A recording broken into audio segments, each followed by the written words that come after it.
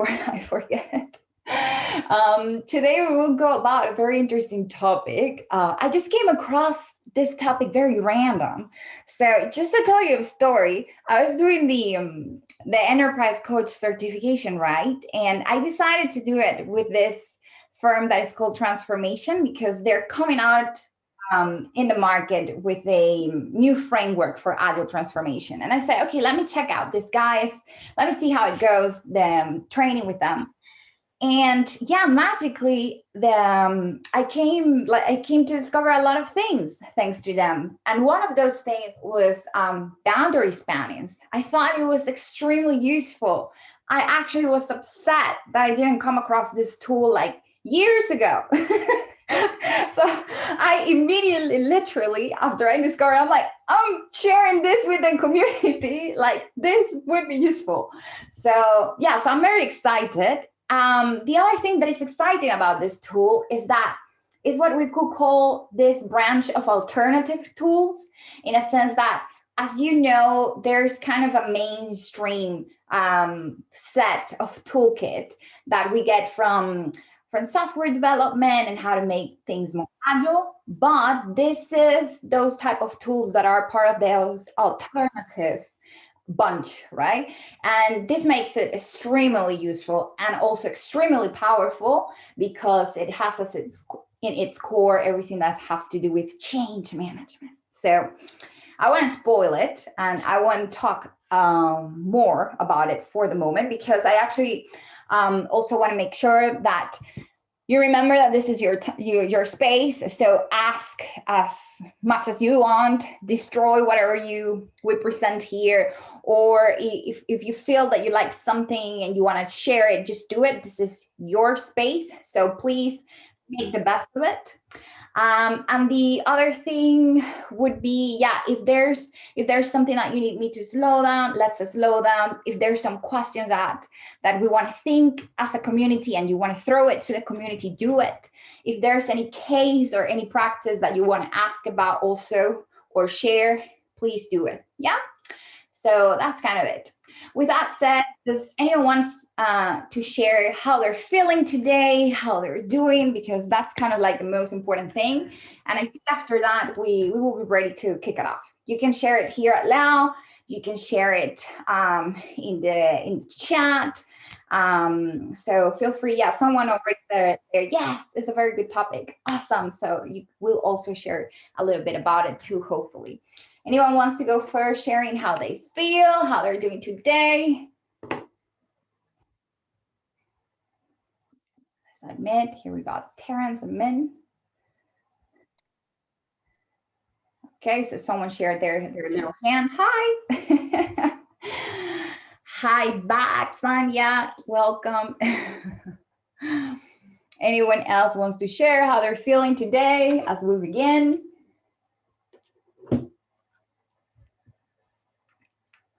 We're a little bit shy today. What's going on?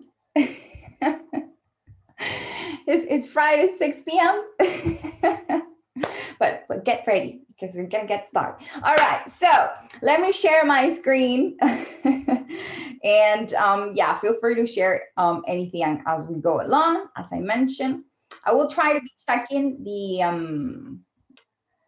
the chat as we move along. Yeah, so let's kick it off, as we usually say, right?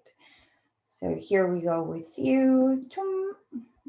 Hopefully, let me know if this is visual for you, if it's accessible, if you can see it. Yeah, hopefully you can. How does that look for everyone? Okay. Seeing some thumbs up there. Let's see. Very right. Okay, thumbs up. Thank you so much, guys. All right. Yes, so as I mentioned, we're going to be discussing today boundary spanning, and this is part of building that radical unbounded collaboration. As we had a chance to share within our community some time ago, we mentioned that when we talk about agility, we usually are talking about something that goes beyond the Scrum framework or many other frameworks that are usually shared nowadays. What do we mean with that? Well, basically, we mean that we're following here the approach by the Stanford Center for Work, Technology and Organizations, in which basically the proposal is that when we talk about agility, we're actually talking about those organizations that are customer centric, yes, definitely that at the core, but also those organizations that have unbounded collaboration, that are unafraid to take calculated risk, that have voracious learning, yes, and that of course incorporate in all of their processes and way of delivering products that mentality of what we see kind of in Scrum, in Canvas, yes, that clarity, that visual approach to work, that value streaming of the work, yeah. So those are basically kind of like some areas there that are mentioned when we talk about agility, yeah. Of course, then that raises the question that many of you maybe have come across, either because you're interested in the sector or you work in it, right? Some of you, if you're Scrum Master, product owners, enterprise coaches, or Agile coaches, or delivery leaders, or Agile leads, whatever you do in your organization that has to do with making it better, yeah, you might have come across with the issue of, well, how do we integrate people across the organization, right? Like, how do we unlock collaboration? Yeah, because it sounds easy, but it isn't, right? Especially in today's world in which we have teams that are so diverse. They are located across the world. Nowadays, they interact even digitally more than physically, right? They have different cultures. They have different approaches given their professional backgrounds to how they solve things. So sometimes collaboration gets tricky, yeah. And even though diversity generates more innovation, if organizations don't have the right practices to foster that diversity and that collaboration, that does not happen. Yeah, so diversity is not a panacea for innovation, yeah, and collaboration doesn't occur spontaneously, right? It requires that right environment. So we're going to talk about then this topic of how do we expand the boundaries, those boundaries that might exist within teams, across teams, within across different organizations, and we need them actually to be cleared and to be managed in a way that allows that collaboration to flourish, right? So this is why this topic is so passionate. As you know, also, this is part of an initiative that is called Growth Vikings. Growth Viking aim is to make available the discovery and achievement of agility for free for everyone, yeah? Because we believe that agility can help our people unlock their potential and also organizations find better ways and better experiences of work, okay? And discovery and innovation. So that's us. We're coming the 27th of December, and I'm very excited about that, with a bunch of online courses that are going to be available for people to have bite-sized Agile knowledge, pretty rigorous and easy and with tools. Now, any ideas why we have the fish that is jumping from one bowl to the other? Any idea? Why in today's presentation about spanning boundaries, we have a fish jumping? Anyone wants to share there? Let's see here. Maybe because it's about reframing the way we think about organizations, the way we think about work, the way we think about problem solving. Sorry. No problem, no problem. All right, so their first idea. Yes, and you're kind of on track on it. Breaking the barriers is Rajiv is sharing there. Move from a small boundary to a larger one. Love it. Thank you, Min, for sharing that, because we will see that boundaries are also interesting spaces, right? So they're uncomfortable sometimes, but they're also good because they define, they can allow to define, and things that are defined, we can manage to. All right, yeah, so basically what we wanted to do is put here the fish because we wanted to challenge you actually to be that fish, to be the one that within your organization operates as what we call a broker. Broker are very interesting agents within organizations because they build bridges between different teams and different organizations. They're able to see commonalities and ways people can improve and work together. So yeah, we wanted you to be that fish that's able to kind of like jump from one bowl to the other whenever you want with the tools that we want to share with you today. So that's actually why we put it here. But yes, has also some association to what you mentioned. All right.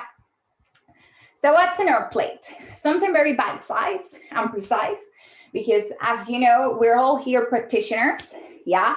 So what I want to do today is just put there some knowledge, hopefully provoke you, yes, for you to then go and like look more about it. Feel free to reach out to me. You can, send me a WhatsApp as some members do, or write in our meetup if you want more material or you want to bounce some questions around, no problem. 24/7, all for knowledge, it's all right. Now, that's what I want today, to provoke you, right? So what is this of boundary spanning? How can I use it?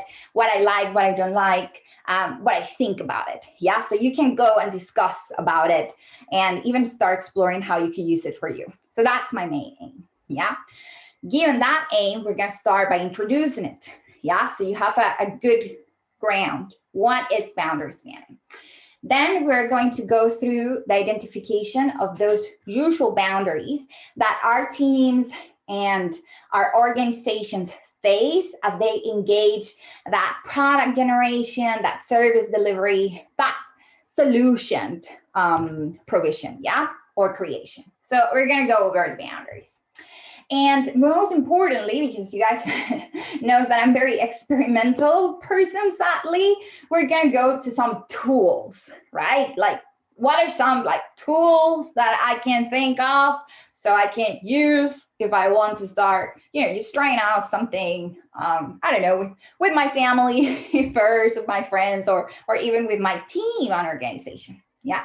So that's why we're going to have a little simulation for those of you that are on your phone and are with your family. Are you just relaxing and you don't want to do anything? Just feel free to have the chat with your team members while they are in the mural doing and enjoying their simulation. In the mural, we have some cards and tools for you to play around and check out boundary spanning. Yeah. So until now, any question, any expectation that you have that you want to know if we're going to cover? Is there something that you're looking in today's session that you want to share with me so we can target the conversation?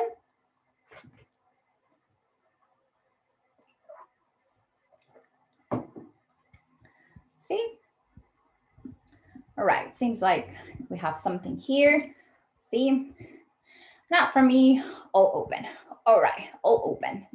All open Friday. Let's go for it. I love it. Right, so boundary spanning. What is that? Well, first of all, don't worry, better than me, there's even a book, right? So it's called boundary spanning leadership, and that's correct. This is a tool for leaders. And leaders are not persons that, are not babies that are born. I'm a leader. Here I am. I was born a leader. No, actually, leadership, it's a process, and it's a set of practices, right? That we can gain an understanding and an execution through a better understanding and execution on it through time if we pose our mind to it and we set that as a goal. Yeah. All of you are going to have different leadership styles, and that's amazing. That is actually awesome. That's great. And today's tools are made for those of you that are trying to make an improvement in your organization, in your team, or even in your life, to be honest, because boundary spanning has a lot also of use for personal life. Yeah. So As you see, this was created by Chris Ernst, yes, and Donna Schrobot. You're gonna see on the web, if you start like getting deep into it, a lot of videos and material actually in which you will see Chris, because he's like the more public outspoken one. Even there's a TED talk that I added in your mural for you to check it out, in which he goes about it. So he's very outspoken and on it, right? Donna is pretty good also on this area, but she's complemented by him, yeah? Now, as you see, the book is also very problem solving driven, yes, and it offers some tools that we're gonna go about. The breakthrough that these people generated is that actually they are the first ones to make use of boundaries. First, to put in the agenda a problem that anyone that has worked in organizational change knows that exists, right? That is the silos, those walls between teams, those walls between organizations, those boundaries. So they're the first ones just to put open once again in the agenda.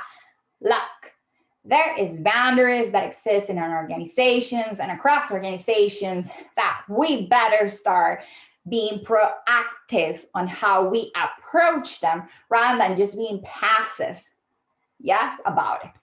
So they're the first one to kind of like define it, okay? Identify the sets of boundaries and set up strategies and tactics that those of us that work in organization and that are changing organizations can make use of.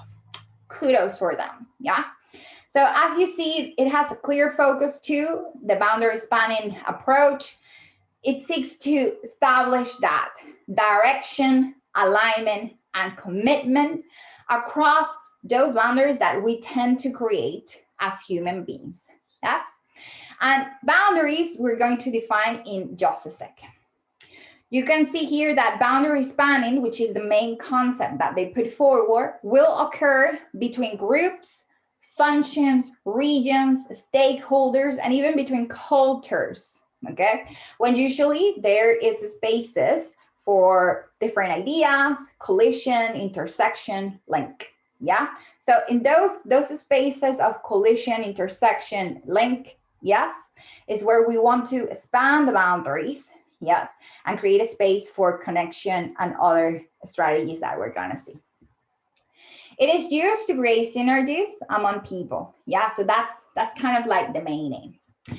Now, when we talk about boundaries, it should come sometimes in your mind that idea of like, well, you know, borders or barriers or like some limits, or sometimes even from a more a negative approach, right? Like some obstacles, some constraints, because boundaries come to be different, right? There's some boundaries that can be positive given a context, and there's some boundaries that we might see as negative given a context.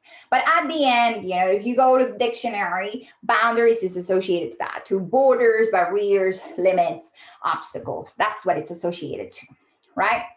And too often, if you have the blessing of working with teams and organizations, what you will see is that, well, it is very natural for teams and organizations between each other and between people, because that's the way it is, to create boundaries, right?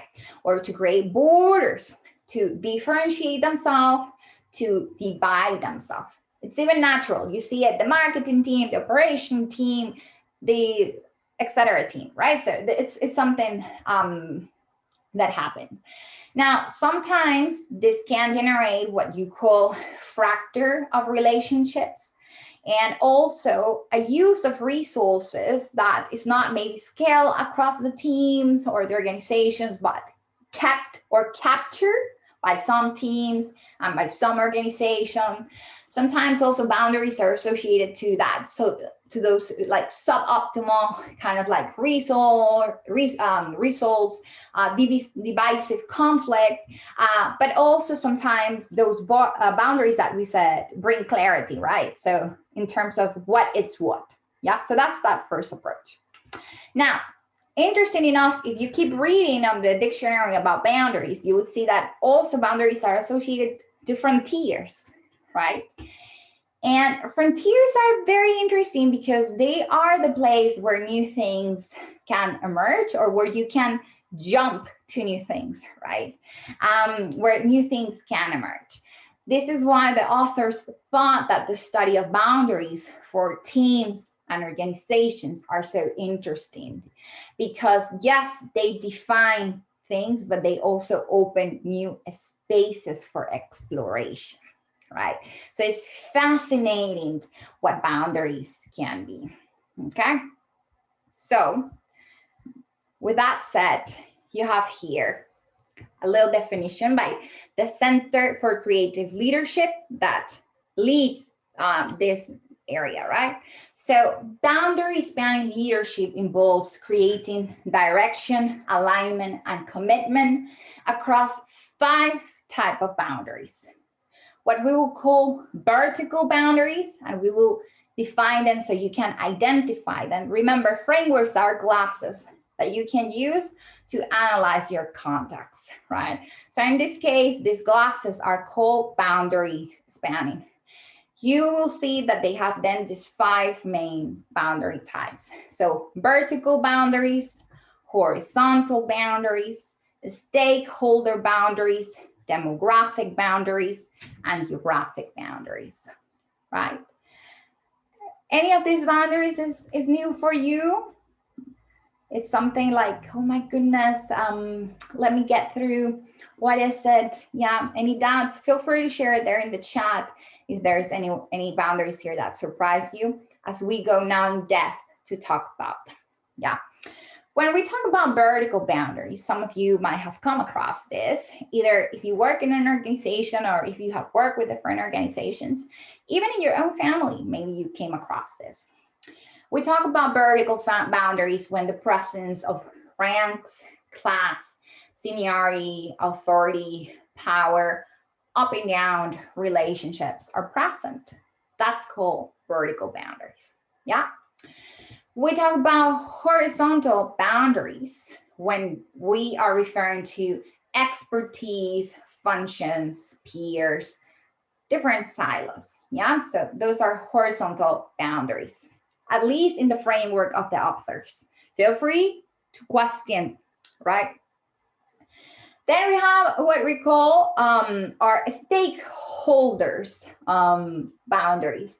And this one refers to those limits that sometimes we create given partners, value change, communities, constituencies, if you're in the public sector, yes. So they're across external groups and interests, yeah. So those limits across external groups and interests is what we will call those stakeholder boundaries, right? So it's not function, it's not rank, it's those external groups and interests that matters there. Then we have the demographic boundaries that are basically those that are generated by nationality, by culture, by gender, by ideology, by generation. Yeah, so those are what we will call demographic boundaries. And then finally, geographic boundaries that are the ones that will be associated to limits given location, region, market, and distance. Hence, every day you wake up and you go to your organization to try to generate collaboration between your team members or across the organization and its other partners. What you are facing is all of these limits and boundaries, which are also frontiers or opportunities, okay? Pretty complex stuff, right? Crazy. Now, interesting enough, there's ways in which we can be more proactive in the approach to the boundaries that we face. And those ways is either managing those boundaries, either forging common grounds across the boundaries, or discovering new frontiers, which means making boundaries frontiers, right? So it's different approaches. One is what exists, let's manage it. okay? If it doesn't exist and we're still not creating it, let's see if we can forge common ground. And if it's already created and we're gonna want to advance and discover something new, then let's go that way, discovery. So it's pretty interesting also, the division of the ways. Yes. As you can see, the management of boundaries, it's mainly focused on a first step. And that is to identify what are the boundaries, or sometimes even to create it. And this is gonna sound very maybe close to you when we create working agreements in teams or value charters in our organizations. We're actually doing an exercise of creating boundaries and managing boundaries. Yeah, we are creating a boundary and we are strengthening. So that first step of create the boundary, strengthen that boundary. Yes, tapping into the power of differentiation. Yes, by clarifying roles, purposes, areas of specialization. Yeah, by creating those boundaries. It's what we will call managing boundaries. This area of approaching boundaries is guided by creating safety. Yes, what you don't define, you cannot manage. So this is why it's the first step. Manage the boundary, that means create a boundary and strengthen it. Interesting enough, that second way of approaching boundaries is what we will call forge common grounds. By the way, I have an standing that I love and I'm enjoying. Let me know if it's disturbing you. I can sit down so we can see each other more closely. Yeah, feel free to stay. All right, so yeah, so that second approach or way of approaching boundaries is called forge common grounds. And in this area, actually, what you're doing is focusing your endeavors and your efforts in showing the team or the different teams or the different organizations actually something that is very tough to achieve but very important. And it's, what is the things that you share, what is universal and both of you appreciate and support. Okay, so creating those things that bring a team or different teams and different organizations together by showing them what is the common purpose, what is the purpose that we share, what moves us, why we have to overcome the conflict. So that act of creating common purpose, it's forging common ground, it's creating common ground. Here you will see a lot of work on creating vision, on trying to unify the forces, creating alliance, mapping the stakeholders, and trying to see how you can create coalitions, alliances between them, negotiations, mediations between them. Yeah, so all of that happens here. And this is driven not by safety.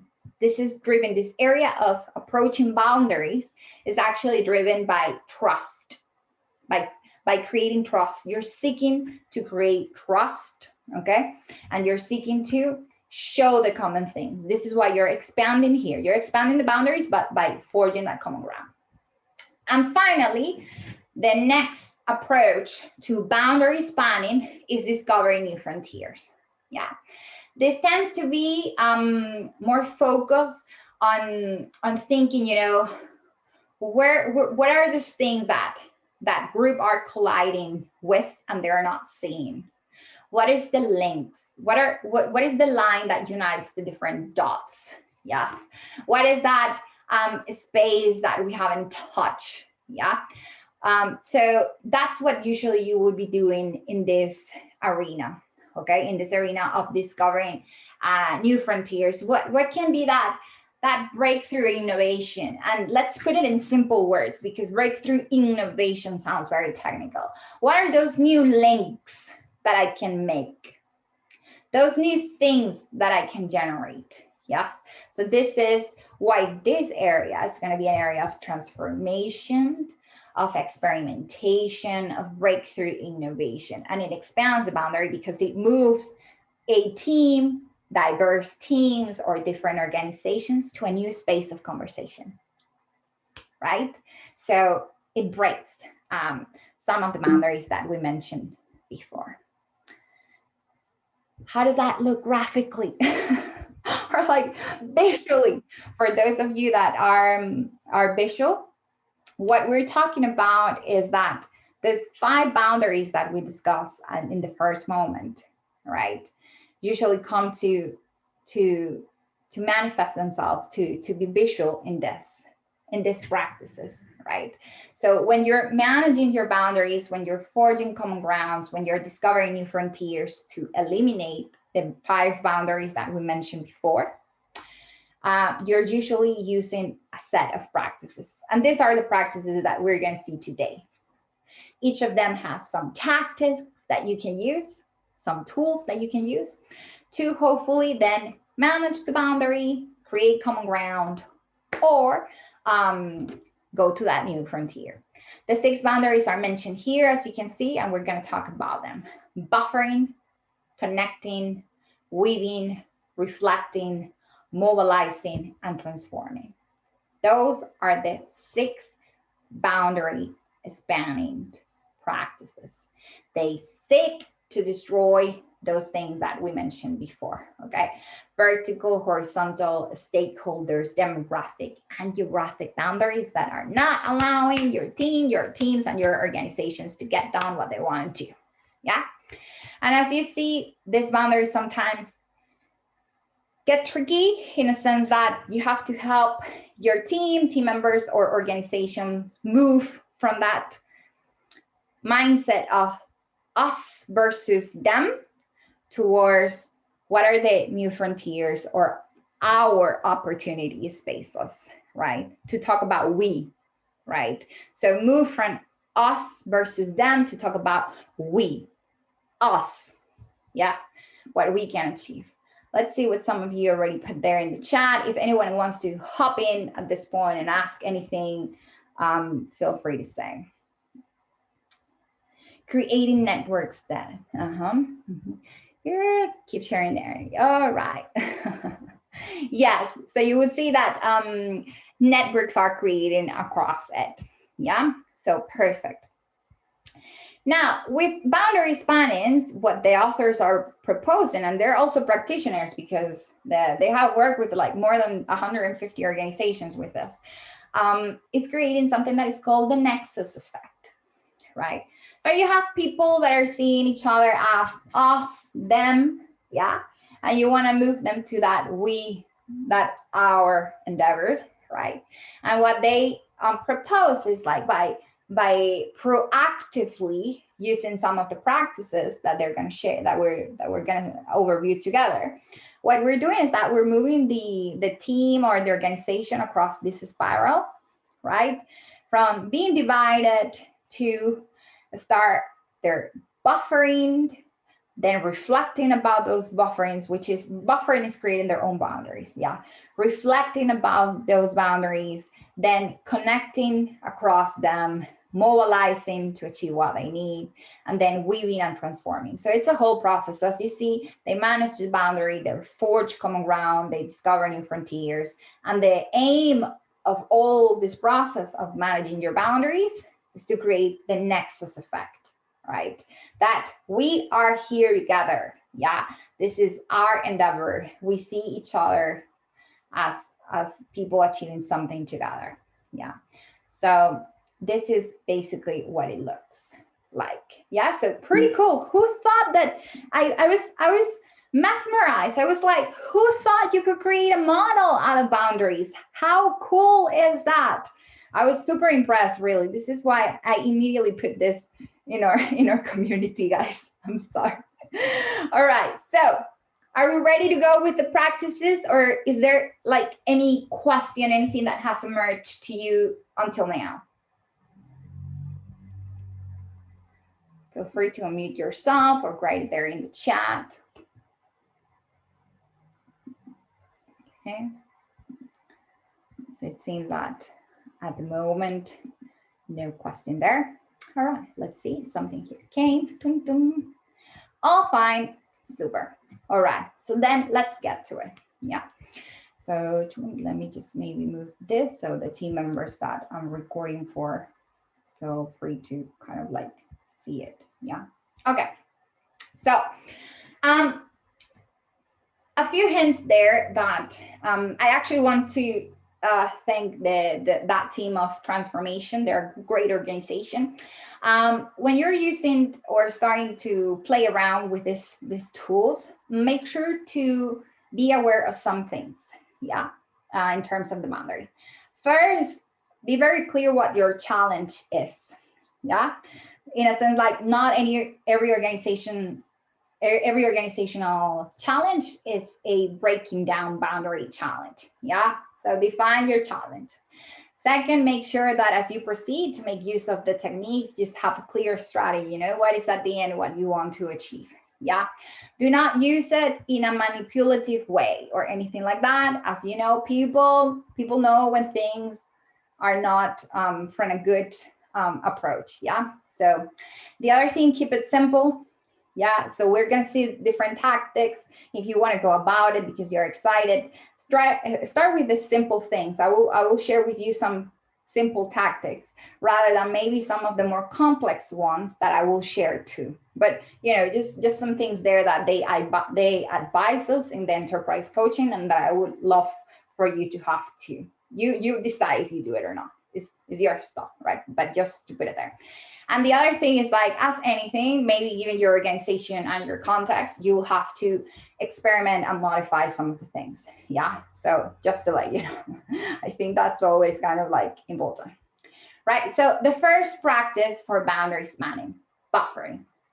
So interesting enough, for us to start spanning the boundaries of the organization needs to be aware and recognize their boundaries. And that is actually very, very hard in some organizations and very, very easy in other organizations. There are organizations in which we don't want to talk about the boundaries that exist. Those bottlenecks across ranks, those bottlenecks across expertise and peers, those bottlenecks that we have across regions and countries, those bottlenecks that we have with some stakeholders. Yeah, so that seems to be sometimes a very uncomfortable subject. And it actually doesn't have to be, because it's natural. It's natural for that to exist. And actually, we should be happy that it exists, in a sense that, I mean, in this sense, in the opportunistic sense, it allows us to see, well, what are the main things that teams or people or organizations are trying to differentiate themselves? Right? Like, how are they trying to differentiate themselves? And this is something important, because differentiation says a lot about people and organization, and allows us to understand it better, especially if you're someone that is managing transformation, right? At the core is for you to understand that. So this gives you information, and information is power for your transformation endeavors, right? Now, that's the first thing, buffering, right? So it's defining, okay, or identifying what are the boundaries. And if you are very startup mentality driven, right, or very, very, you know, that you like to experiment and test things, validate them too. You know, because sometimes we do the identification like, oh yeah, so it seems there's some rank boundaries between this team, but then there's this stakeholder boundary between this partner organization that I have and this one. But validate them, you know, have those informal chats with those team members or other team members, and, you know, throw your hypothesis out there to test, yeah, those boundaries that you think exist. And then when you have your map of what are the boundaries, okay, what are people trying to, how are people trying to differentiate themselves as team, as across teams and across organizations, like how are they trying to limit and separate themselves from others? What are they doing to say, this is you, right? What is it that they're using? Is it vertical boundaries? Is it the rank? And chief financial officer, and I like to talk with those other peers that are chief financial officers, but that's it, right? Is it rank, or is it we are the marketing team, you guys are the financial teams, and you know how we work? So then it's more horizontal boundary. Yeah, we are a socially driven organization. We are not a market or profit oriented organization. So this partner sees himself as this, right?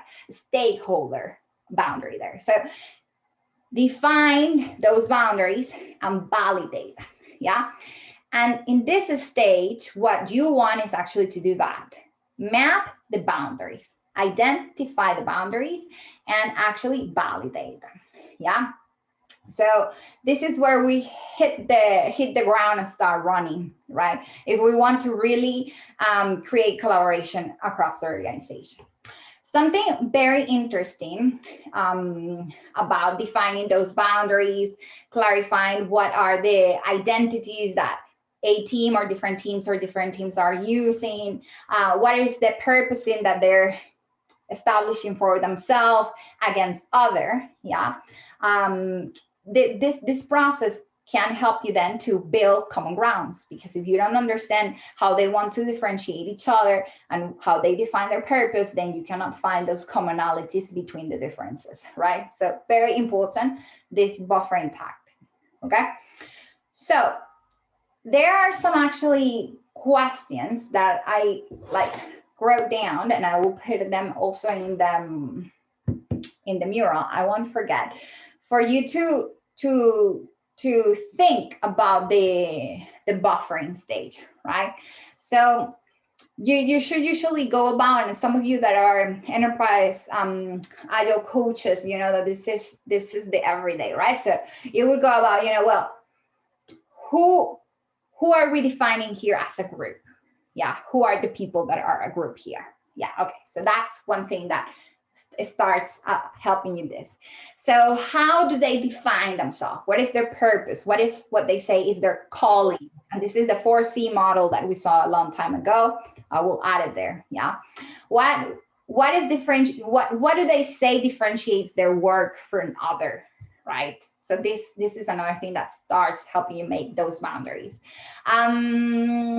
What could be other, like, what are those responsibilities that they are taking over or executing, and they say it from, I do this from end to end, this is what I do. So what are those things? Yeah, so usually these are some questions that can kickstart that definition of the boundaries. Okay, and maybe before actually I go here to the next one of reflecting, as I mentioned, some tactics that you have here. So besides the first step or strategy, like buffering, you have as tactics here mainly things like create a team charter. This helps you see how the team, or an organizational charter, this helps you see how the organization understands themselves, what are their boundaries, their identity, right? So team charters, organizational charters, or partners manifestos, a manifesto of our partnership, or an agreement of our partnership. Those things allows you to see the identity and those boundaries. Yeah, that first step. The other thing is clarifying, roles and responsibilities within the group, within the organization, within the partner organizations. This also allows you to start seeing the boundaries. So this organization says that they're going to do this. This one says that it's going to do that, or this team member does this one that, or this team does this team does that. So that helps you. That's another tactic. Okay, very easy. Then stating the rules of engagement, like what are the rules to engage with each other, right? So that's also something that starts talking about the boundaries and defining it. Try to ask or identify what is the practice that they lead within their organization, okay, or what is it that each organization leads as a practice, as a product, as a solution. That also allows you to start mapping these boundaries. And what do they celebrate? Very interesting. I remember when I came across this tactic that I thought, oh yeah, right. So what is it that they're celebrating? That's usually also something that allows you to create or define those boundaries. There's teams that will celebrate, well, we are, right, the digital products team, and we're celebrating that we created all these digital products, right? So what is it that they celebrate, that they voice out, that allows you also to start visualizing what are the boundaries, right, and defining them. So that's that first step. The next practice for boundary spanning that you have is reflecting, right? And this is creating a we space, as I have shared here with you. It's usually driven, this area creates respect. And here's where groups are able to kind of exchange what is the knowledge and see each other perspective, right? It helps you kind of like create what are the difference and the similarities, right? So that's kind of like the theoretical approach. Now the practitioner approach, right? What do we do when we are doing reflecting, boundary spanning by reflecting? Yeah. So basically what we're doing is that we're looking across the teams, right?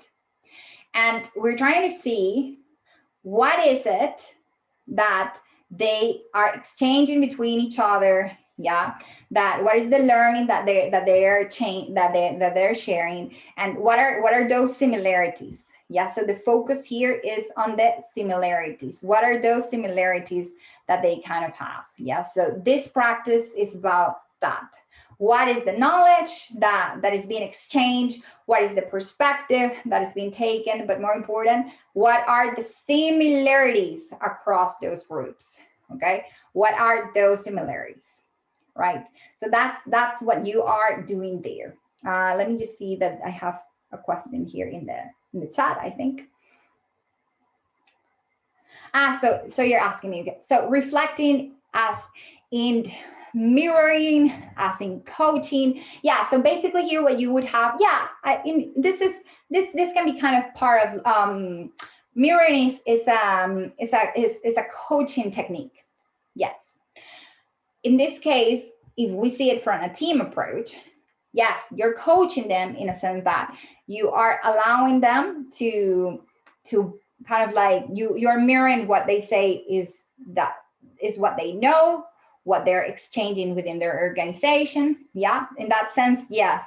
But here, as the person that is trying to break the boundaries, right? So you can generate new opportunities and more collaboration. Your focus here is actually trying to see where is it that they differentiate themselves and where is it that they're similar. Okay, so you're trying to get that piece of information, right? So after the boundaries are created, you map the boundaries. These are the different teams. Let's see it from an organizational point of view. These are the different teams, 8 teams. They divided them, and you created those boundaries, right? These are the teams, okay? This is what differentiates them, okay? Rank, maybe, I don't know, or function, or a mix, but you mapped the boundary, right? Once you do that, then the second step is see, okay, now, what are the similar things? 1, 2, 3, these are, okay. What are, after mapping this, the different things? 1, 2, 3, right? So that exercise of taking one step as the engineer, okay, of the spanning across the teams, that's the reflection, okay? That's reflecting, okay? What is it that these groups have in similar? What is it that they have different? Yeah. Let's see if that helped you there.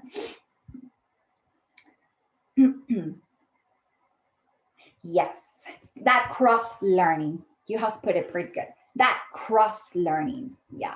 I would make more an emphasis of that cross-learning, because I feel like in the cross-learning that the different teams have, you have a chance to be very clear what is it that each other provides to each other, and what are the things that they're different and what are the things that they're similar. Yeah, a lot of times in the cross-learning process that comes very clear. Yeah, so that would be involved there.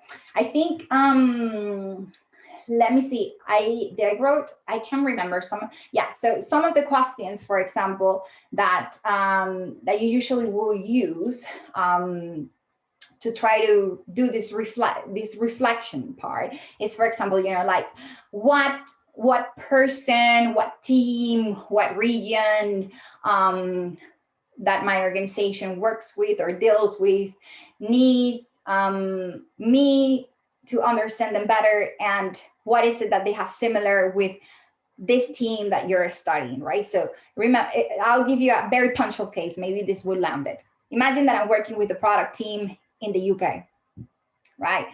And they're, for some reason, they are not managing to collaborate okay with their marketing team in China, right?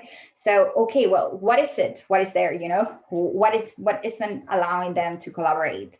Is it that they have problems communicating with each other, or is it that they have a view of each other in terms of their function, that or is it that when they communicate in terms of their functions, but that doesn't let them understand each other?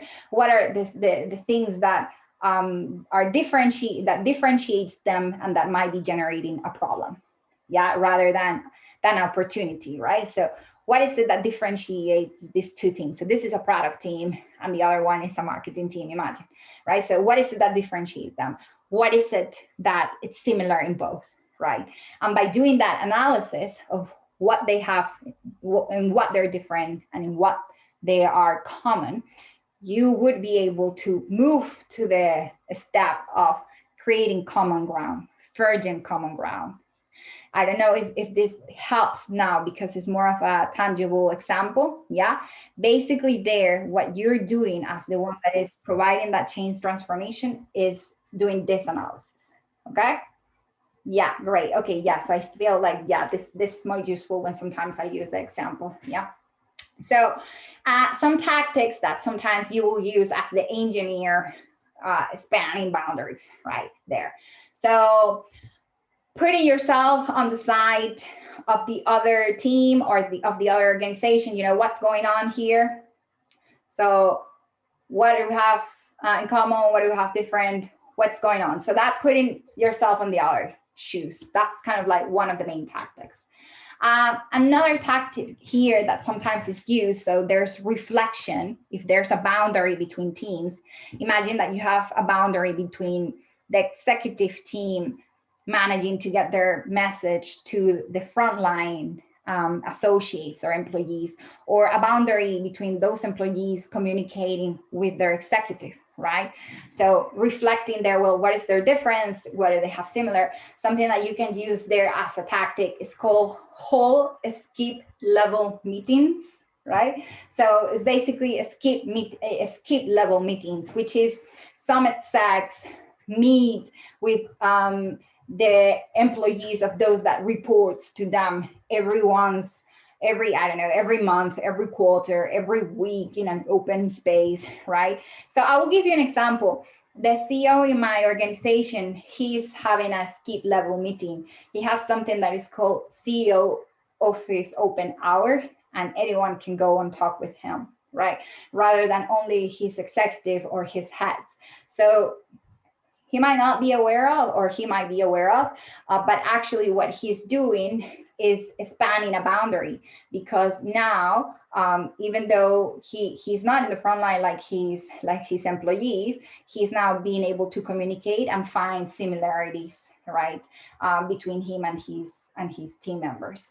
The other tactic is draw on other groups, which is basically when you kind of like extend an invitation to other groups or other leaders to like join your team meeting, and you guys share the knowledge, share your views, share your practices, right? So imagine this marketing team and this product team coming together and, having this meeting in which they're thinking about the client just that time, right? Usually you do this in the sprints naturally, but there's organizations that are not using the sprints, yeah? So the rotation of jobs is another tactic that allows reflecting, that allows seeing, that allows for people within an organization and for different teams to see each other difference and similarities, right? Imagine that you have a chance to be 1 week working in marketing. It allows you to learn what they do that you don't do, but what both of you do that might be similar. So that also spans that boundary and allows more fluid conversations and collaborations, right? And the final one is something that is called like create a culture decoder, which is basically you help groups uncover their work language. And this is actually fascinating, and this was put forward by a US peer that was in the code in the training. She mentioned, you know, basically a lot of teams have unique jargons that they use, and then they go and communicate with other teams in another countries or in their same organization with that jargon or with acronyms, and then they don't understand between each other. And they don't know, but they're creating a boundary for collaboration and for things to move in a more speedy and easy way. So by reflecting that, okay, so what is it that you mean with this jargon of with this acronym, and create something that is called culture decoders or team decoders, something that allows other team members to know when these people say this is what it means, or for making them aware as they come into a meeting that other people don't understand their jargon or their acronyms, and they for them to please share it so the work can be better. That's something, that's a tactic that helps on reflecting on what we're different as team members and what we are similar, right? Thanks to the fact that now we share a common language. All right. So as you see, there's a lot there kind of in that reflecting arena. You have connecting, that might be already that stage in which we start creating that common ground that I mentioned before. And connecting is all about building that trust, as I mentioned. Yeah, it's basically creating a third space, as you see in the diagram. It's not for team members to see what we're similar, what we're different, and sharing knowledge so they can come together, but it's actually taking your team members or the organizations, if you're managing different organizations, out of their circles, out of their areas, and creating a third space, right? So it's basically whenever you create a neutral space, a new space for people to meet, for people to talk out of what is usually their comfort zones or their areas, you are spanning the boundary. And here the strategy is what you would call connecting. This is a connecting strategy. Every time you create a new space, it's a connecting strategy. All right. So it requires for you to create a space in which your team members or your different organizations can step outside, okay, of their normal environment, as you can see. You see this third area right here. And in that arena, they interact and they can collaborate and open conversations. Okay, so usually when you have, for example, in companies like this Christmas parties or these get-togethers, you know, you're creating a third space for people, no matter their rank, their geography, their background, to just come together and connect, right? So that expands boundaries, that allows collaboration if you have those spaces, right? This is why usually you will see as tactics, okay, that enhance this strategy, things like creating a third space, you know, design corners like conversations, nooks, or like you know, lean coffees or book clubs, right? These are things that create third spaces, right, for organizations for teams to come together. And if it's for organization, imagine, you know, that you bring organizations like in a hackathon to innovate, right? So it's different organizations coming to a different space to do something, right? So you're creating a third space. At organizational level, another tactic is, for example, buddy systems, right? In which you have team members that partner up to share more about the organization to that new entrant. So this usually catalyzes one-to-one relationships across the organization and allows someone to mentor another team member. So it also creates like that connection, right? So you're out maybe of your team and you share with a team member from another team in a new space, this buddy space, right? When you also have like connection times in your agenda, right? Imagine that you create spaces for you to, you know, randomly just meet with some team member of your organization that is not within your team. You are creating a new space for you guys to talk and share, right? This is why link coffees are super cool. You can have anyone from the organization come in and you guys can discuss, or the book clubs are also super good. Okay. And finally, everything that has to do with the Christmas parties and all of this also help you, are tactics that can help you connect, yes, and expand boundaries between people. So how's everyone doing until now? How's everything going? Yeah, any doubt that has emerged on your side? I think connecting is used a lot. I don't think usually we have too much problem in organizations of thinking and ideas in that matter. I think it's more tough the other first ones that we saw. And even this one, the practice of mobilizing, okay? So how do we shift that mentality of us, you know, from us and them? Yeah, so it's us, the marketing team against them, X team, for example, okay, to that share mentality, we. That can be kind of like the toughest one, right? This is what you go mobilizing, and it's the toughest one. Okay, yeah, simple ideas, but always powerful. And I'm giving you the simple ones. I put you a lot of content in the mural that you will be able to go through, but I think I'm giving you a simple because are the ones that you maybe can try out immediately. Yeah, like put it up. So usually when we're talking about mobilizing, we're actually talking about helping groups move outside of what they call their group. So eliminate that idea of inner group, expand the group. Yeah, this is a new group. This is a new team. It's not us, it's not them, right? So this has happened actually for me a lot of times. Usually when I come to organizations is to do this, right? And to be honest with you, sometimes what has worked for me is actually making that boundary very clear. And what are the implications if we keep on seeing each other this way? And how this doesn't help us move forward, and how does that make feels other? How does that make them feel, right? So as I mentioned, it's a very tough one, but basically what you gotta do here, what usually are some tactics here, is that part of what are the core values that we share. And that's a tough question. Yeah, people start, what is this woman doing? You know, like, what is this? What are the common values? You know, like they're like, we like fighting against each other, etc. Yeah, okay. We don't like each other. We don't want this. Yeah, okay, that I know. But let's talk about the things that we don't know, right? And that could be interesting, right? For example, what are our core values, right? What is it that we share? So shifting the conversation, right? So that thing of identifying what are the core set values that the different groups, right, have, and then highlighting the common ones that emerge. Yeah, it starts creating that feeling, well, maybe we're not that different, maybe we're here together, you know, we are something.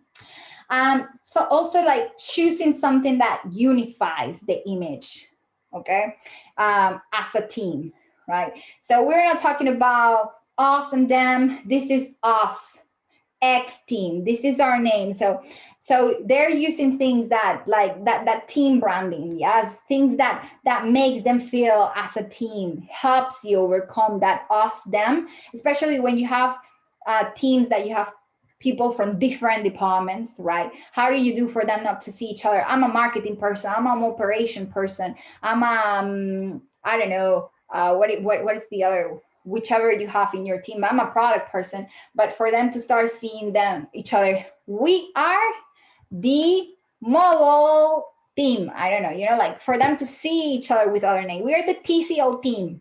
That's what we are. That's our name. We live and breathe, right? So here, sometimes if you put together, you know, like a video of the different faces of the team, what the goal is, what we want to achieve, or you bring them all together and remind them that that's their name. They're the TCO team or they're whatever team, that helps you. Harnessing the power of narratives, right? is there another tactic? This is what I'm coming to. A tactic to generate that we mindset is not only to, oh, what are our common values, but harness a narrative for them, yeah, and make them part of that narrative. That helps a lot. Creating a common competitor or obstacle to beat also helps you mobilize people and see each other as a we versus something else. So this is something that politicians use a lot, and it's an interesting tactic also to generate a we definition and eliminate that boundary us them. Okay, and finally, what we do in our Scrum, which is amazing, the use of cross-functional teams, right? So that also helps break down and mobilize people. Let's see what are some questions that we got in the chat. All right, Ronke had to leave, but I'm recording it, no problem for her. Yeah, so as you saw there, simple stuff, but wonderful stuff. So now coming to the last two, which are related to that, going to the new frontier, right? And this is actually a challenge still for me. I might bring someone that has more years than me to have here a chat with us in the community. But this last two is about weaving, right? So and weaving and transformation are part of creating new frontiers, and that's another way to manage boundaries. And weaving and transformation are other strategies, and we will see here the tactics. Weaving consistent, as you can see, in generating creative spaces where there's actually interdependence and collective learning. Yeah. So have you seen this innovation labs within the organization, or these spaces in which different teams come to ideate, like the hackathons, for example? Yeah, these are spaces that allows people to come together, but actually depend on each other to generate something. And they generate a collective learning, they gain a new experience, they're exposed to others, and it helps also to break down boundaries. So weaving consists on actually that. You bring these different teams or these different organizations, and you create these spaces for them to depend on each other. Yeah. So usually here, what you will try to put together is activities that makes people depend on each other to generate something. Yeah. So that's the way in which here you would go about. This is why usually weaving implies creating this type of innovation or ideation activities. Believe it or not, they help generate this. Okay. So some tactics that you could try here to kind of like expand boundaries through weaving. It's basically this cross sectors, cross team retrospective that some of you was mentioning. That's an example actually of weaving. Okay. Cross team goals or products, right? So you have like many teams working on a product. That's boundary spanning, that's weaving. This is why Agile is so important. Agile has so much of this, right? In everything that we see. So that's also another tactic that you can use. This thing of open table innovation, in which you kind of sit different groups in a table for them to have conversations on how to create solutions or generate new ideas for the company. That's another tactic to expand boundaries through weaving, right? Creating reviews or after action reviews for those of you that don't have a Scrum, right? That actually also creates weaving because you have multiple stakeholders coming to view teams' products and ideate how it well or how to change it, for example.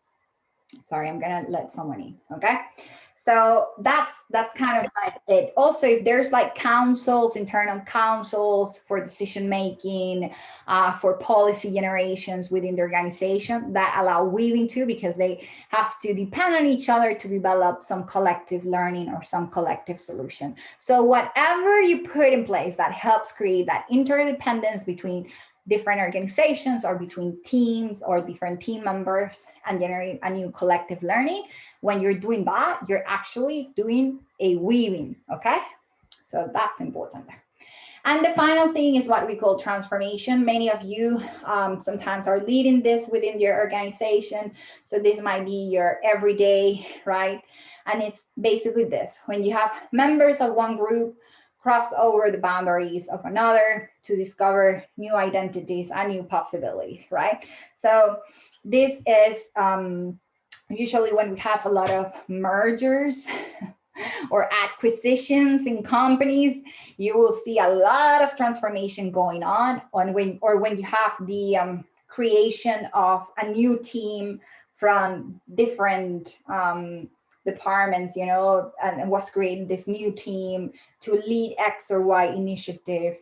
This usually generates that transformation on where you have team members from different teams of teams coming together to lead a specific initiative, as you see, and this creates like new possibilities and new routes for the organization. Then you are applying a transformation strategy, yes. And here, the tactic is more radical. What do I mean? Basically, you identify what are those legacy boundaries, and you kind of like destroy them literally, you know, like if this was marketing and this was product and this was finance, you basically take people there, you mix them and you create something new, you put them a new name. So there you go. Like that's like how transformation usually goes, like really generates a crossover of all boundaries. Yes. So this is what usually it generates kind of like new possibilities, right? I was trying to remember creating something that's called alternative future meetings, right? In which you have people from different teams that come together to think what could be an alternative future for the product that we're doing, for our organization, for our partnership, etc. So those the alternative future meeting also helps you kind of like create this type of transformation initiative. All right. So cool. How's everyone doing? Let's see here. Yes, totally. Yes, issue. Yeah. Pretty good there. The case of Spotify is right on spot. So just to let you know, guys, I mentioned today some of the tactics that I've used, but in the material that I put you, there's many more. I haven't used them because I didn't need them. It didn't like apply to the context that I work for, but it might apply for you guys. So I would recommend you to check a material that I put there, like on tactics for boundary spanning, because it has a lot right there that you can go and check out and see if it applies for you. So with that spirit, let me actually take you to the mural, which is basically here, boundary spanning, right? So as you see, you will have here the presentation, the link to the presentation, okay? And you will have here the TED Talk, another overview of the book, and then there's a PDF book right here on tactics, okay, for boundary spanning, that you click on it and you will go to it, right? Now, what do I have for you? So basically what I wanted to see if there's a chance, because all of you are from different backgrounds, different experience, for you guys to share some of the boundaries that you think you can identify in your organization, and how will you go about it? And for it, what you have basically here in the mural is the different boundaries that we mentioned, some ways to manage it, right? So you can share how would you manage those boundaries. And as you see, some strategies, right? So you guys could share with each other, you know, what are those boundaries that you identify? How would you go about it in terms of managing those boundaries? Is it managing? Is it forging? Is it discovering? What would you do? What would be your way to approach those boundaries? And finally, if you had to pick a strategy or a set of a strategy, what would you go about? You have here kind of like the strategies and the definitions, right? They're more sharp and to the point that maybe I made. And you have the same across all the boards. The board in the middle also have a little bit of more content of like what's boundary spanning, right? And has guiding pictures, but it's the same thing, right? Here you have the boundaries, okay, all mentioned. Here you have the ways that you can approach the boundaries and the strategies, right? So way of approaching the boundary, for example, a strategy. Way of approaching the boundary, a strategy. Way of approaching the boundary, strategy. So feel free to pick it. It's the same. It's the same thing. It's just that it's displayed differently. Just to let you know. So I will basically right now just share the visitor link, which means that you don't have to share your name or anything like that. You can just go in and you have access to the material. Okay. Sorry, here, very good. Yes, here you have the, don't worry. Here you have there, okay? And then what I would love to do, if it's okay with you, so basically I will break you into 3 different rooms. And as I mentioned, make the best of this and maybe chat with each other, you know, what are those boundaries that you identify? After we have this discussion, how would you go about it and what could be a strategy? Bring also any question of tactics. Hey, what do you guys think should be the tactic here? Yeah. So enjoy. I will create here 3 rooms and then you can go then to the mural and you can share, you know, your post-its or you can just have a conversation there. Okay. I will create here and enjoy a great conversation, create a new meaningful connection. We never know who we meet here, that we can even start an amazing endeavor or be at a party tomorrow, right? So here we go.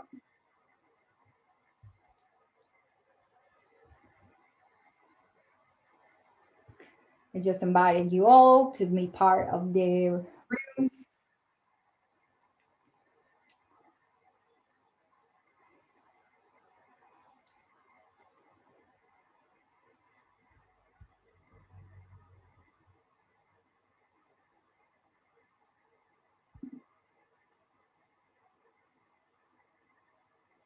All right, is everyone all right? Starting to approve the rooms.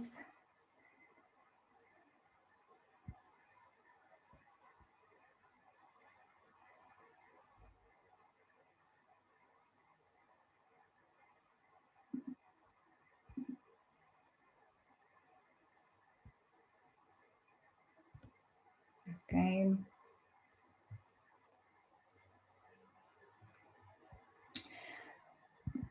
Michael, Andrea, Paris, are you having any problem with the link?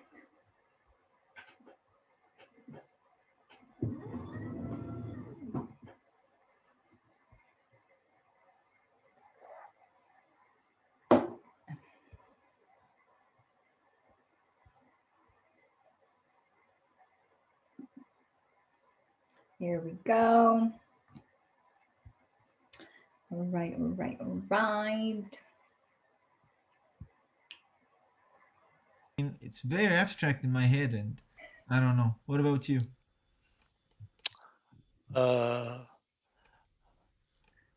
can relate a little bit. I think a lot of time depend on the role you have at your organization. Well, we have this speaker here, so probably she can help us a little bit. we have struggled on what we're supposed to do. So all right, yeah. Yeah. So ideally, maybe you guys can reflect like in your organization today or in your team. Is there any boundary that you're facing? You know, is there any difference between your team and others, given their rank, given the expertise, given their country in which you guys are, or a mix of everything? Is any of this generating division, which is those 5 initial boundaries that we have, right? Sometimes those things generate separations or limits between teams, right? If there's any of those, feel free to share, right? And ideally, what I wanted you also to do is rather than just thinking about what it's limiting or dividing your team or your teams, how could you go about it? You know, because we saw different ways to do it. You could either manage it, you could create a common ground, or you could discover new spaces for people to engage, right? And this makes boundaries to be questioned and for new frontiers and things to happen, right? So this is what I want you to think, like, how do you go about those boundaries, right? And if you were to do some of this, is there any strategy that we went through that you would take? You know, would you buffer? Would you transform? Would you weave? Would you connect? What would you like to do, right? As everything, this is just a framework, so don't stress out, okay? It's just another toolkit for you, you know, that you can go and talk. Oh yeah, so I'm applying a weaving strategy here, which means this. All right. Yeah. Okay. Thanks. No problem. Thank you. Right.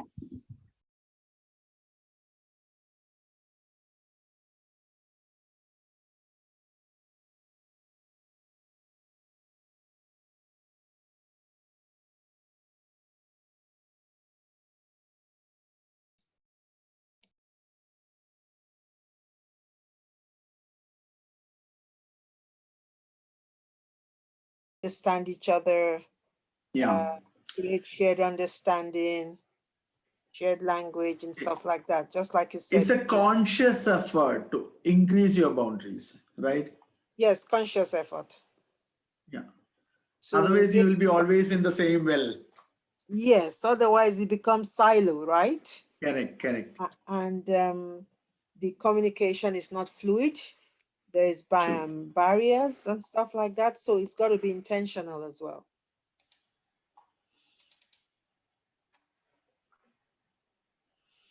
It's got to be intentional. Sure. So what else do you see?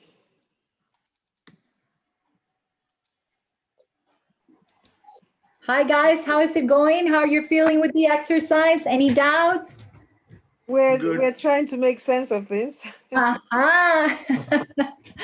that's the first step. That's correct. All right. So your team members had a similar question, so no problem.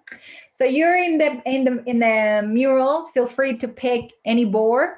By clicking on it, you will be able to create a post-it in case that you want to write down any thought for you guys that you want to keep, because remember that this mural will be available for all of you. Basically, the exercise, what it seeks is for you guys to reflect a little, you know, in your team, in your organization, are you facing any of these boundaries? You know, is there any limits, any divisions given the rank, given the expertise, given your country, given your gender? Is there any boundaries that exist? And if so, what I wanted you guys to kind of like share with each other is, you know, how will you go about it? Because we saw that there's different ways to go. You could either manage that boundary, you could create common grounds, or you could create a new space or, yeah, a new frontier. So you can shift kind of like things, right? And if so, is there any of these strategies that you fancy, like to face those boundaries? Would you buffer? What would be your first step given your situation? Would you buffer? Would you connect? Would you weave? Would you reflect? As you can see, you have the definition of each of the strategies here, just to like fresh up things, you know, if you want to like check it out again. Yeah, so it's basically, as you see, kind of like making you use the framework so you can try it out and see how it could work for you. Yeah. How does that sound? Yeah, are we supposed to interpret this picture? For example, there's a picture of a lady with a bookshelf behind her, and there's a man on the stage trying to talk. Are we supposed to interpret what's happening here? No, don't worry. These ones are just cards that you can pick. For example, one boundary that I face in my organization is the vertical boundary, right? It's associated to the ranks, right? And for me, and a strategy maybe that I could think about is, you know, manage that boundary by maybe reflecting and how could I understand better what we have similar and what we don't, so I can then move to maybe building a common ground, right? So I can start a conversation. So this is basically what I want you to kind of like try out and test out. No interpretation of images, unless you guys want to talk about it, which is no problem. Yeah, okay. All right, awesome. I leave you then for you guys to have. We have around 2.5 minutes, and I'll bring you back, okay? Okay. Awesome.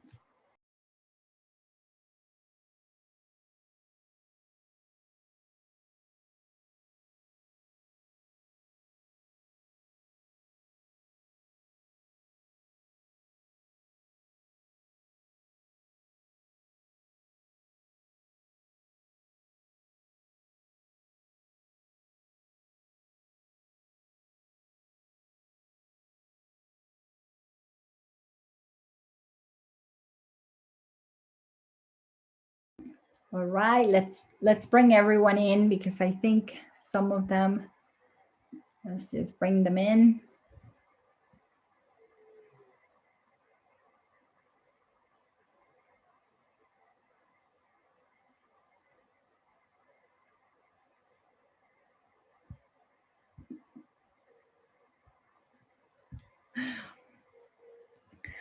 All right, I'm bringing you back because I know that some team members had to drop, and just to make sure that everyone is together. How did that exercise went into the mural? Anything that you want to share? Not enough time. I know. I brought you guys because actually I think some team members were leaving, so I wanted to make sure that no one is alone, because the main thing here is the community. So if it's okay with you, I can share here my screen, and you can feel free to share anything that came to your mind in terms of boundaries that you might be facing, how you would go about to approach it, any strategy that came to be important for you. Anyone wants to share?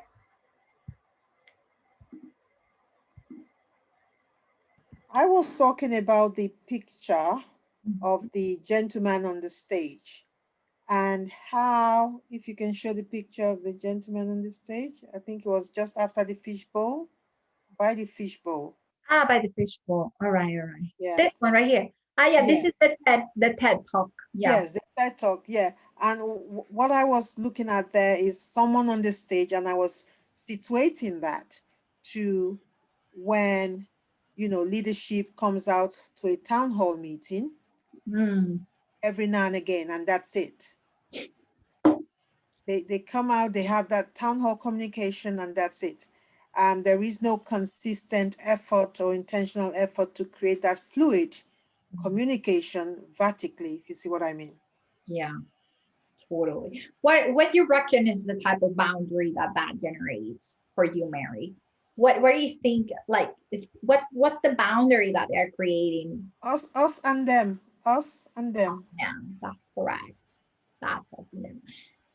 So if you had to be the advisor of these town hall leaders, like what would you tell them given what we learned today? What do you think should be a strategy that you should like you could advise them, so this boundary then and the rest could be spanned?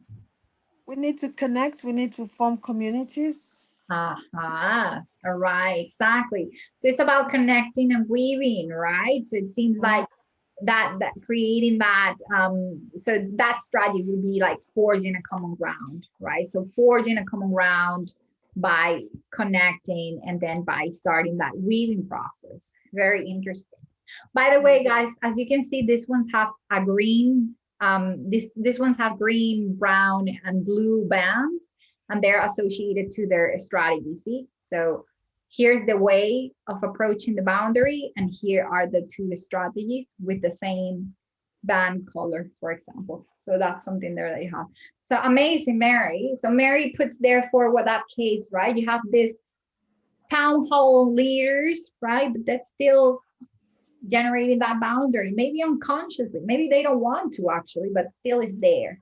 And maybe a way to approach it is by creating those spaces to connect and weave, which means that, there's a lot of work to forge common grounds and to discover new frontiers that has to be done. Amazing. Anything else you want to share, Mary? No, that's all. Awesome. Anyone else have any case that they want to share?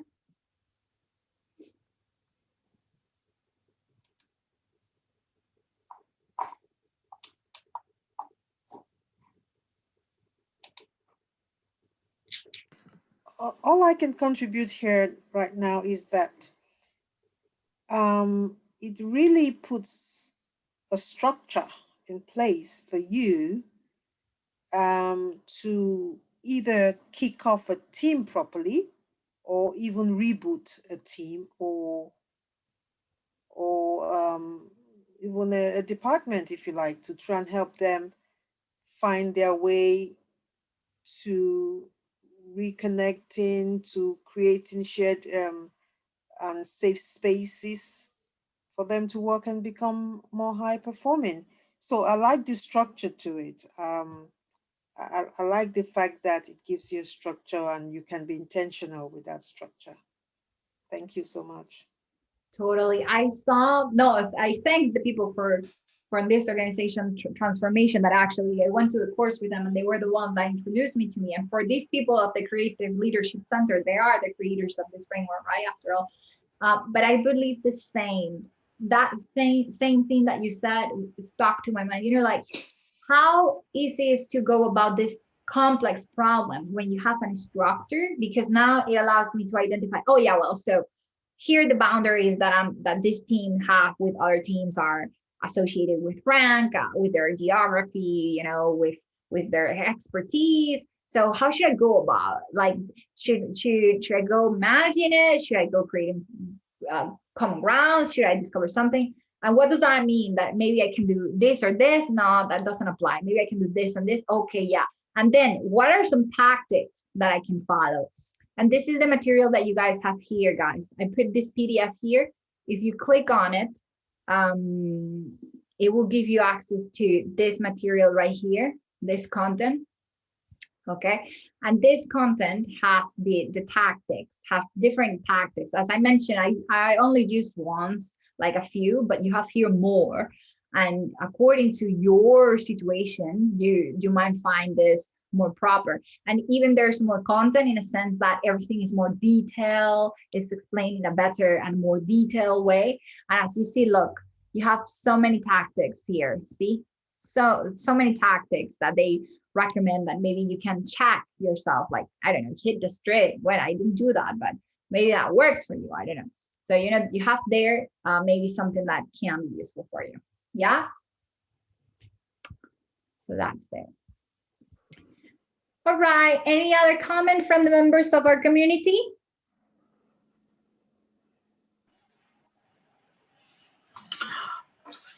Actually, I really like this. And one thing I realized that many of the transformation fails because whoever is the transforming the team, they clearly not teaching or educating the people about the urgency of that boundary spanning. So they don't know what to do, what they have to do, why they are moving into agile. So still the silos in the agile teams also. Yeah, yeah, totally. So yes, even though if they are Scrum or Agile teams, so what they are doing is they are executing waterfall within the small iterations. Hey, that's exactly, because sometimes they're not even aware that even though they're a Scrum team, because I have my Scrum teams, you know, but they still had some of these boundaries. And if we don't eliminate those boundaries, we can have the Scrum, but it won't achieve its result because there's all this stuff that's in the bottom. You guys remember the iceberg image, right? So we have the upper part, you know, is all these things we know, and then under is this things that we cannot see. These are things that are not easy for us to see if we don't have an instructor, right? So I didn't saw this. When I start seeing this, I'm like, oh yeah, so I have problems on this. Okay, so maybe I should be doing this connection. Maybe I actually, yes, I have to do more reflecting with these two different teams. So this stuff start popping up. Yeah, definitely. I agree. I feel you. And it amplifies emotional intelligence, psychological safety, and all that. You're able to create a much safer environment. It's great. I like it. Awesome. So then mission accomplished, because today what I wanted is to provoke you. Mm. Yes, Perry, you have the PDF totally. You have it available here. Let me share the link again. So you have also the link to the mirror, and in the mirror, you have the link to the PDF. Don't worry. Let me just put it here for you. There you go. And in the mirror, in the mural board, sorry, you have in this area the PDF, okay, for you to click on it.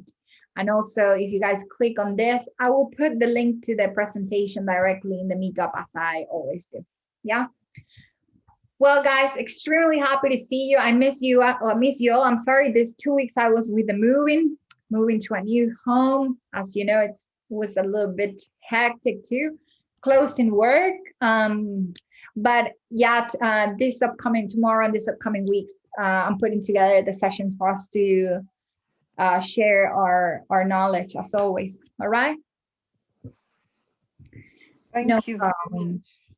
All right. Have a wonderful night. It was a lovely to see you, really. And The well, recording. go Will the and grow and expand boundaries. Will the recording Thank be on you. the meetup group? Yeah, I will upload. Given that, yeah, I got the permission from everyone. I will just upload this video in the YouTube for the community. Yes. Yeah, and then everyone has it. All right. Thank you. Cool. Cool. Thank you so much. Very useful Thank you. session. A lot of It was a love, nice guys. session. Amazing. Thank you. Love.